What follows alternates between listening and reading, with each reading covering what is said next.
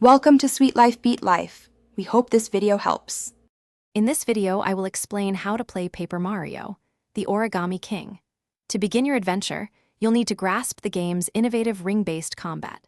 Battles require you to strategically rotate and slide rings to line up enemies, setting them up for powerful attacks. Mario can use his trusty hammer for close-range foes or jump on enemies from above. Remember to gather plenty of coins and confetti as you explore. They are crucial for purchasing items and repairing the world. Mastering the ring battles is key to your success.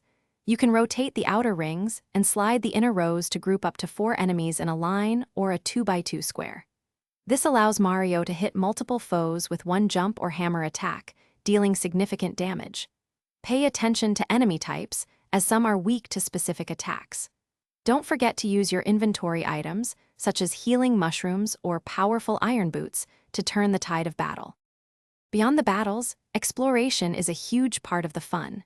You'll encounter many areas with large holes, which can be repaired by throwing confetti to reveal hidden paths, items, or even rescue toads. These toads are often hidden in plain sight and will offer helpful advice or join you in battle.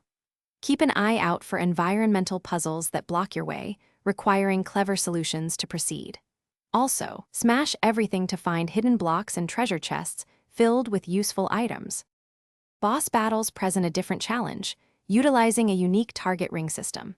Instead of grouping enemies, you'll need to strategically rotate and slide the rings to create a path for Mario to reach attack panels, action panels, or even healing hearts. Planning your route is crucial to maximize your damage output. For completionists, there are 128 toads to rescue and 45 collectible treasures to discover across the vibrant world, offering hours of additional gameplay. Thanks for watching. Consider subscribing if we helped you.